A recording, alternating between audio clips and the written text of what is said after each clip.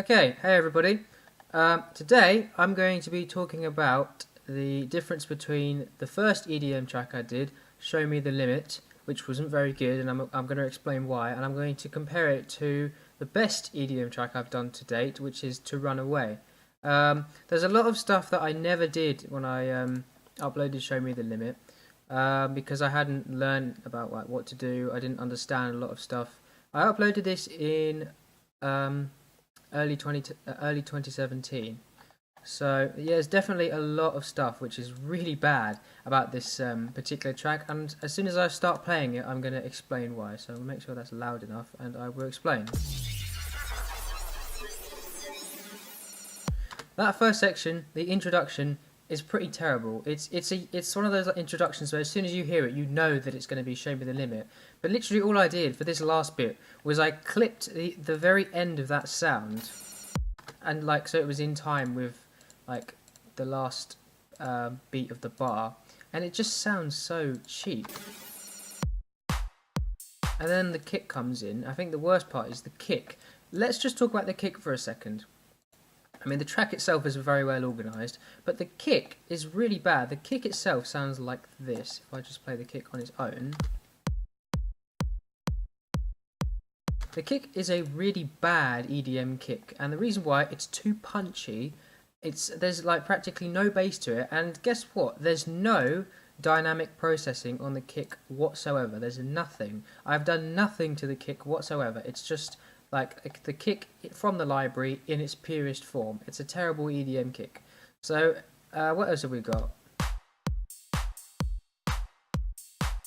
The clap's not very good in terms of a clap, like a proper EDM clap. So the clap's got a little bit of reverb, it's kind of dry reverb, and then the ride is also terrible. That's a terrible ride. The rhythm's okay. I was trying to be creative there, but it just didn't work. And then I added in a hi-hat here, and then we've got a build-up. So the transition here from the introduction to the first break section, where we hear the main melody, is okay. What did I use? So I've got a bunch of different risers, a bunch of different risers here, like that. That's quite a smooth transition. And then there's this one underneath it, and then underneath that we've got a reverse crash cymbal, which then leads into this cymbal here, which is quite a nice sound, you know, the ping pong delay effect. Now, the sounds here are so bad, right? Let me explain why. First of all, the main melody sound. Does that sound like an EDM sound to you? No. The melody that I used is fine, but the sound that I've used is from a synth. Let's see if I can load it. You won't be able to see it. It's from... Let me have a look. So it's from a synthesizer kit called Journeys, which basically focuses on real-life instruments from around the world. It's not an EDM synth at all. It's such a terrible sound. But then underneath that is even worse. We've got this really shit bass sound.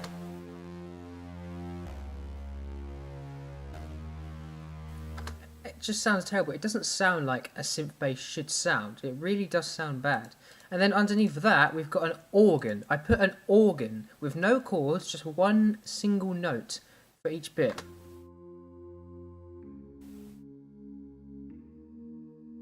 That doesn't sound like EDM at all, does it? That doesn't sound like a break section should. But then we've also got a choir, which was meant to be like a pedal note, right? And that's okay, but it's a bit too loud in the mix, a bit too obvious. They're meant to be really, really low in the mix, and this was just ridiculous.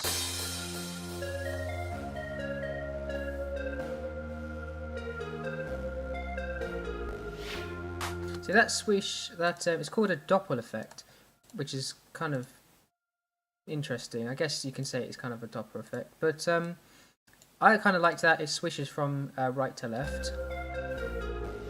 It's a nice little transition. And then we got the same terrible clap as well. But that's quite nice because it gives a bit of variation to the break section before the build up. But if you thought this section was bad, you wait till you get to the build up.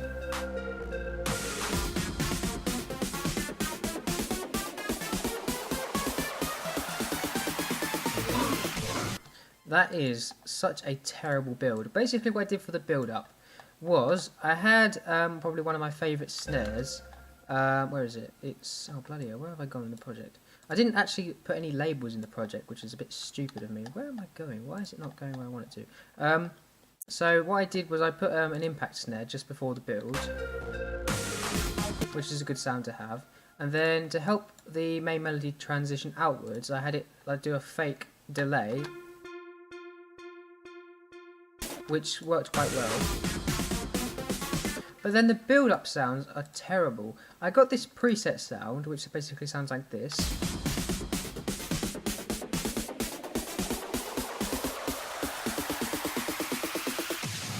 Which sounds good. It would sound very, very EDM-y, very dancey if it was used properly. And underneath that we've got the same rising effect we had before,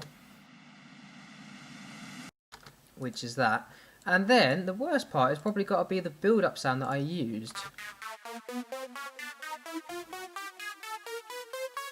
What is that? That's such a terrible sound. I thought that sounded good. Just you want it to be like dissonant when it's rising. So it's like, oh, this is really interesting. What's going to happen? That's the whole point of the build-up before the drop. But this sound was just so bad. Like this build before the drop is so bad, and then the drop itself is even worse. No, this was just terrible. And the reason why it was terrible, let's have a look. So I try and make a drop with me going, let it drop, like that. It's meant to be really powerful and like really energetic, and it just failed miserably because the sound I used was this. Does that sound energetic to you? No, not really. It was with this shitty desktop microphone. In terms of processing, it had EQ, it had compression, and what I used to make that weird noise was something called octave reverb, which is unique to Mixcraft, I think. But it had no impact whatsoever. It wasn't loud enough, you couldn't tell what I was saying, and it was just terrible. And the drop,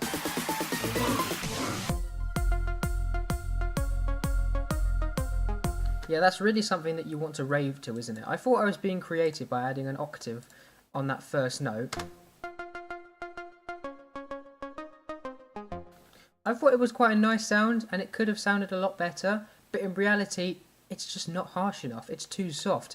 And I thought I was being creative with this.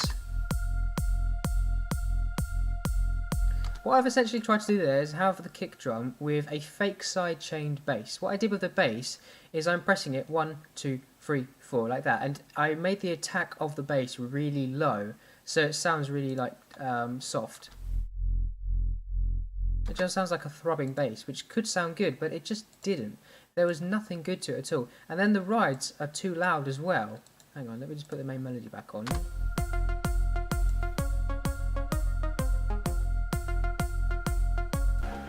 Oops, let's jump it a bit forward.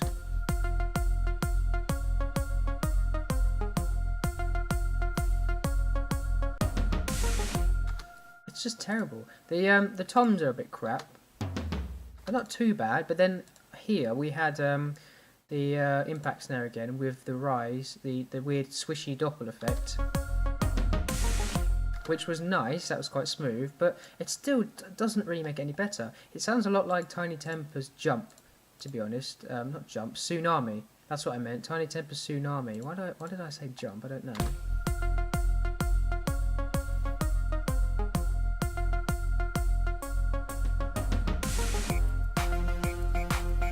Oh god, so here I thought, again, I was being creative with the 808 whistle that you can hear.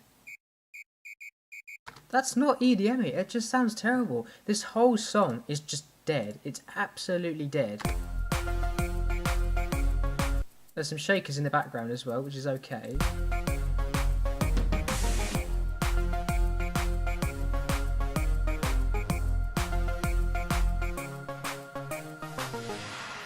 And that transition out from the main drop back into like a little break section was just so bad. Okay, so I'd also like to point out in the track there's no side chaining whatsoever. In this whole track, There's literally not a single piece of sidechaining whatsoever. No sidechaining in the main melody, in the bass, in the choir, nothing. That's why it just has no energy whatsoever. Sidechaining gives a ton of energy in the track, which I'll explain later on. And then we've got this smooth transition and then the build. So then we've got this arpeggiator, which actually is okay in the track to create another break section. Quite a low volume. And we've got the same sounds that you heard before. And I thought, again, I was being creative by adding an applause, which actually wasn't too bad. I kind of liked the applause.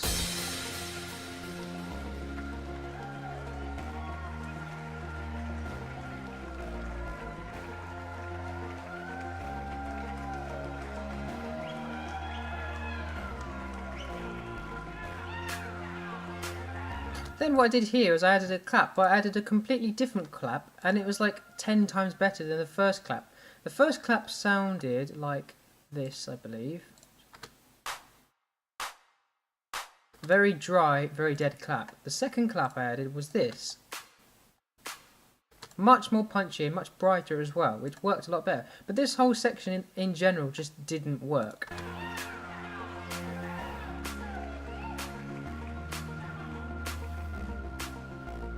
The whole point of it is you're meant to think that it's cool, it's nice, something's coming afterwards, and it does, but it's not that big of a build-up, you know?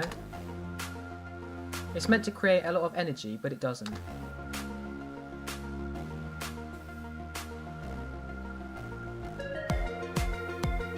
And then the synth solo happens, which isn't too bad, but I'm not going to play that whole thing, because for me, there isn't really anything wrong with the synth solo. And then halfway through the solo, I add in some more rhythm, which is still really bad and just not energetic at all. Then, as soon as the solo ends, we jump straight back into the build-up again. And also notice when the solo ends, the kick doesn't stop, it keeps going. It would have been a lot better if the kick stopped and had some sidechain there to be like a bit of energy and say, oh, this is the end of the section, let's start a new section. But I tried that and it didn't really work. Now, this last section for the end of the song is exactly the same as the first build-up and the first drop. There is no variation to this whatsoever. I was lazy and I just copied and pasted the first section and made it look like a second section, but it's just exactly the same.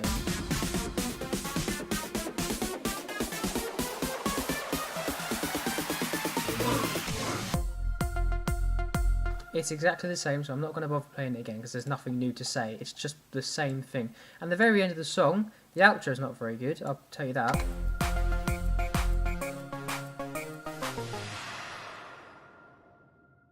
The outro just in general isn't very good. I tried having that transition to make it seem less dead. The whole point is you don't want to be able to tell when one region ends and the other begins, right? I've shown that quite a lot in this song, which is kind of embarrassing. So this little transition here that you hear at the very end, it helps to remove that awkwardness in the track, if you get what I'm saying.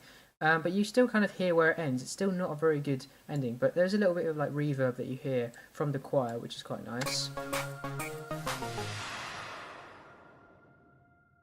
See, that's okay, but the whole song in general is so poorly mixed, right? There's hardly any effects. Most of the time I just add reverb because I think reverb and it just sounds good. There's hardly any compression, there's hardly any dynamic processing.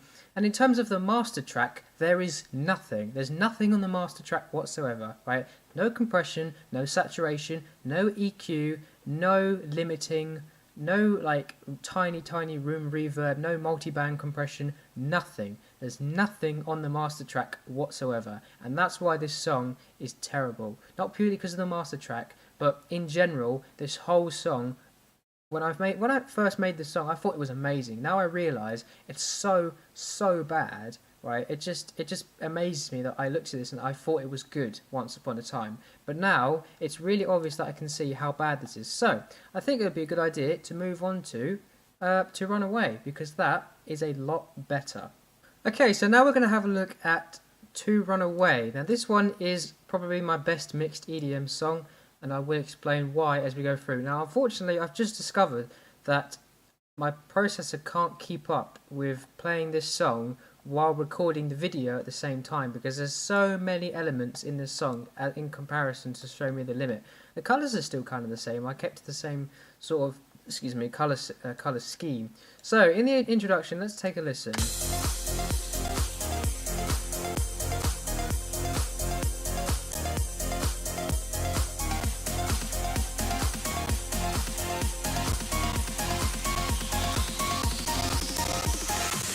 Yeah, it's not meant to do that in the actual song. It's very, very, very laggy, right, which is kind of annoying.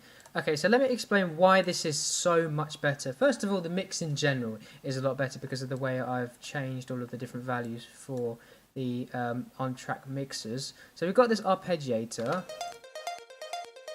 which is very well processed. We've got an EQ, an OTT, which is stands for over the top. It's a special type of multiband compression that makes it sound 10 times better if you use it properly. And we've got a little bit of reverb as well. We've also got the main melody, which is kind of hidden under there. I think it has a high pass filter. We've got the chords. The chords have got a low pass.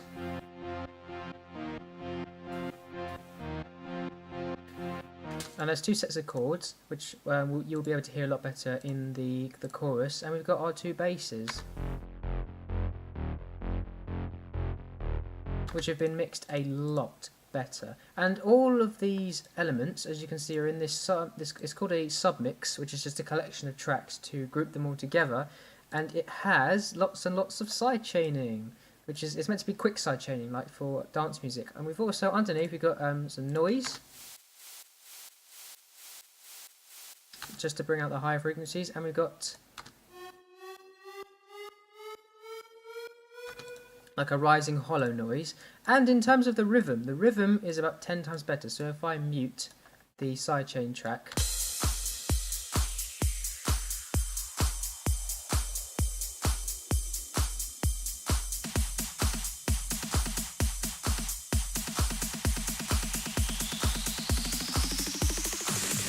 so that rhythm is 10 times better straight away. Now, let me explain why. The kick in general is a lot better. It's from an EDM library that I found. It's great what you can find in libraries these days. So what I did with this kick is I have compression on it first, then three layers of EQ, a limiter, and then underneath the limiter I've got an OTT, funny enough, to bring out the best of it. Then we've got a clap underneath that. The clap is a much stronger clap than in Show Me the Limit, and it has a little bit of reverb on it. Then we've got some hi-hats underneath, which have EQ and reverb on them together. We've got a layer of percussion, which is just more hi-hats and a little bit of external percussion. This is very quiet in the mix. We don't want this to stand out too much, otherwise everything kind of sits on the same level, which is bad. And we've got some rides, which sit very, very nicely in the mix. The rides have OTT, EQ, an imager, which basically spreads or reduces the spread of a sound, and a little bit of reverb as well after the spreading. And we've got a crash. Very quiet, and I believe I cut off the beginning attack of the crash so it wasn't like really sudden. And then we've got a sweep, which is really good for the beginning of tracks. And these snares are a lot better than the ones you might have heard in Show Me the Limit, or like the claps and all that. And the snares sound like this.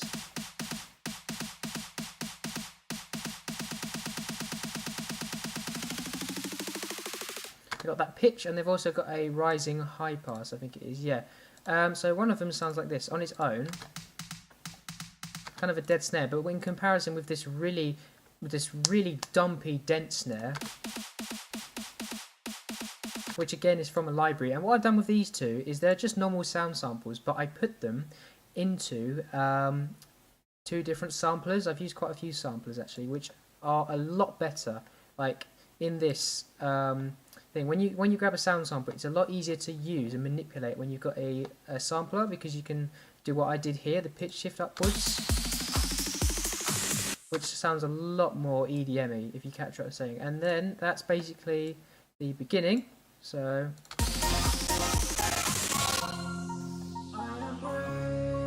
I'm going to mute out the vocals because I'll talk about them last, because the vocals is probably the trickiest thing to talk about and to process. So what have we got here?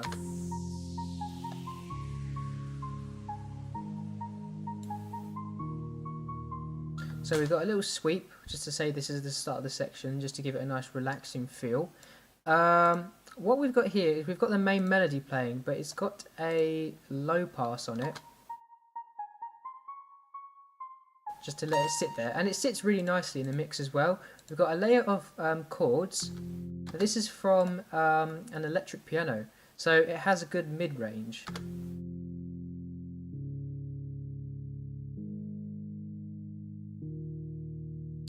And this also has a low pass, and then the chords underneath that have a low pass. So they also have quite a high mid value with that low pass, but they're a bit brighter than the electric piano, and they thicken it up a bit, so it creates this, which is a bit thicker.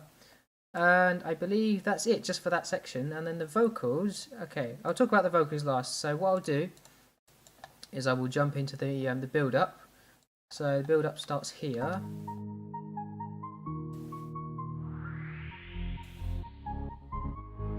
Get a nice little transition noise, very quiet, doesn't need to be too loud.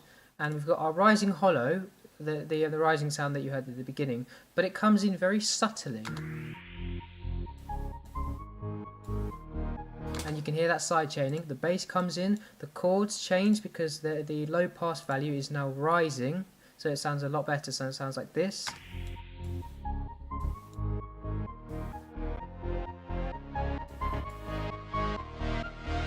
Snares come in.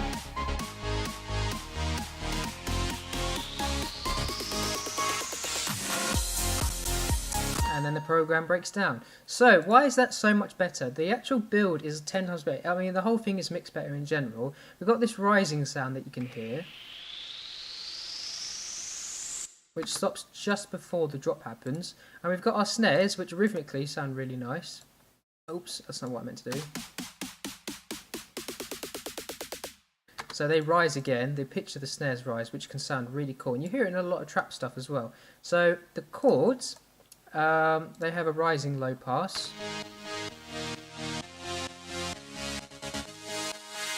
And at the very end, they have a high pass with a little bit of resonance as well, just to make them sound a bit cooler.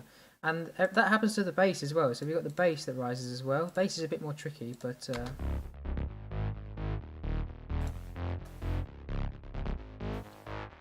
there you go. And instead of just having dead silence, what I've got is I've got that snare that you hear, and I've also got like some vocals that happen. And that, if I mute the vocals, because we don't actually need the vocals, but if you listen, we've got the snare, we've got the clap together, like that, which is like a big, like a sudden rise, and it creates the perfect drop. And we've also got the sudden rising choir as well, like that, which creates this.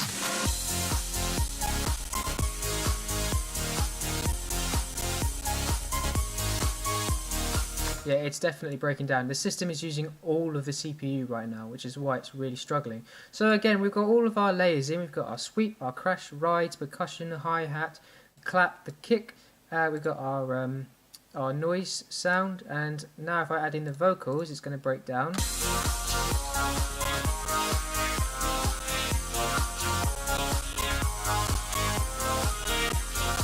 The choir in this case, notice how we do have a choir, but it's really, really quiet. So if I mute the vocals again, hang on.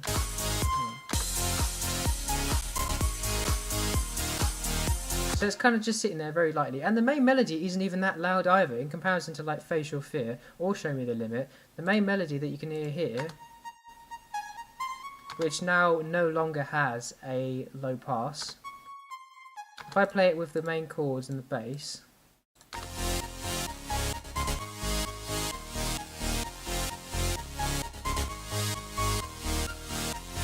listen to how well mixed that is. Everything just blends together really nicely. And then we've got our arpeggiator, which comes in again here.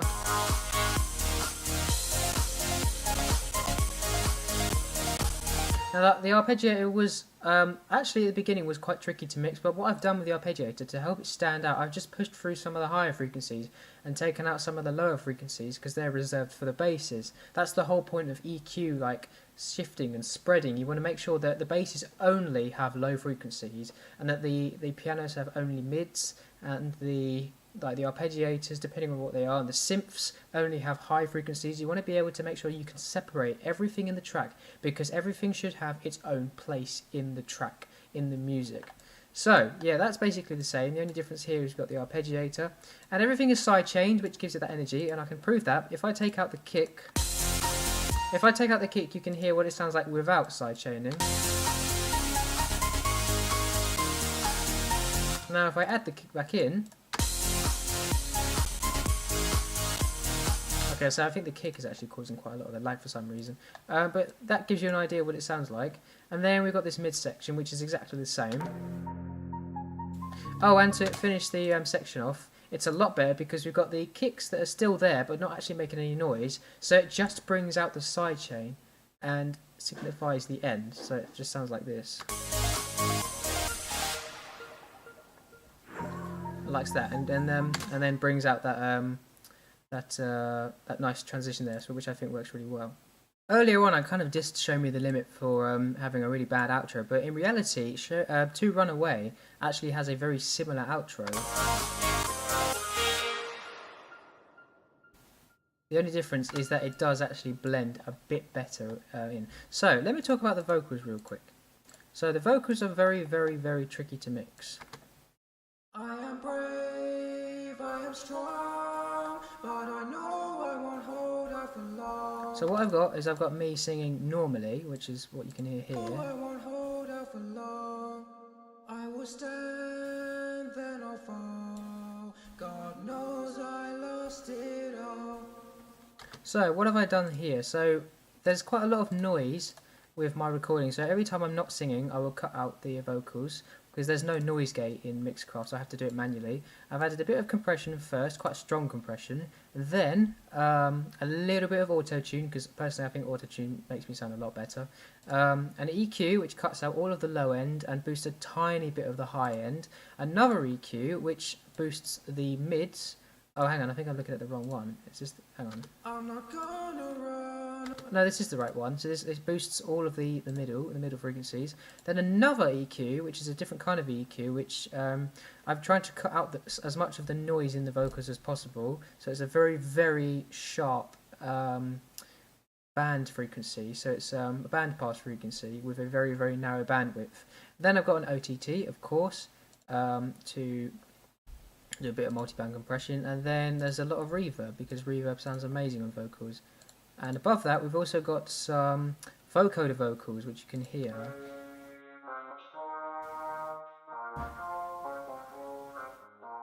They sit very, very quietly in the mix because I didn't want them to be like really loud. So what I did was, when the chorus comes in, I tried to blend the main vocals in with the vocoder vocals, so it sounds like this. You don't have to run away, run away, run away. You don't have to run away.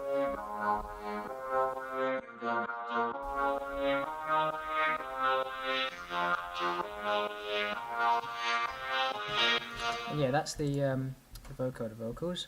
Now, in terms of processing on the synthesizers and all the different lead bits and pieces in the sidechain submix, so on the bass, the sub bass that we've got here, I don't know if I've mentioned it already, but we've got an EQ which boosts the sub-E frequencies just a little bit, and we've got an OTT. We've got a grittier bass, which has, again, EQ, which cuts out all of the low frequencies to reserve that for the sub bass, and then an OTT as well. And then we've got a layer of chords. And what I've done with this, I've got an EQ, which I've cut all the lower frequencies and boosted the higher frequencies to get that brightness pushing through. An OTT, then an imager, which makes it a bit wider, as you can see there. No, you can't see that, never mind. And a little bit of reverb. And we've got another layer of chords here. the same chords that I used in Facial Fear, the same sound. But what I've done this time, I've added a bit of EQ, boosted the high frequencies, an OTT, reverb, and then an imager. I think I put that the wrong way around, which is a bit annoying. And for the main pluck, I think I already mentioned this, yeah, a bit of EQ. What I've done is I've EQ'd out all the lower frequencies and just a little bit of the higher frequencies, so it's not too buzzy, and then a little bit of reverb. And yeah, I talked about the vocals already. So now I think the last thing for me to talk about is the mastering. What have I done to the whole project in general? Because Show Me the Limit had nothing, but this, in terms of mastering, is a lot better. So what I did, first thing I did, I put an OTT, a tiny amount of OTT. The amount of compression was about 15%, upwards and downwards, and even then it wasn't like a full 15%. It was like 50% of the 15%, a really tiny amount. No, it wasn't 7.5%. That's not. It wasn't exactly that value, but you get what I'm trying to say. Then what I've done, a tiny amount of EQ. I've boosted the low end a little bit, and I've boosted the high end just a little bit, which actually was a bad idea. I got comments saying that the high end's a bit too much. And then I put an imager on the master track, and I've made it a bit wider, just a tiny little bit wider. With mastering, you've got to be very precise. And then the very last thing you want to do is you want to put a limiter on it to push it as high as it will go without distorting it or making anything clip horribly. And that is essentially what I've done to Run Away. So I hope that was enjoyable for everybody. That kind of shows how much progress there's been since Show Me the Limit was first released. There was literally like, I hardly knew how to use not only Mixcraft, but how to use like all the different processes and effects in general, because I hadn't learned how to do that. But when I did To Run Away, I had actually finished a course in music tech that I did for 2 years, and I've made a ton of music elsewhere. So yeah, I think that's like generally a lot better, and I plan to make a lot better music in general when I'm at uni. So we'll see what that holds. But until next time, thanks everybody for watching. Bye.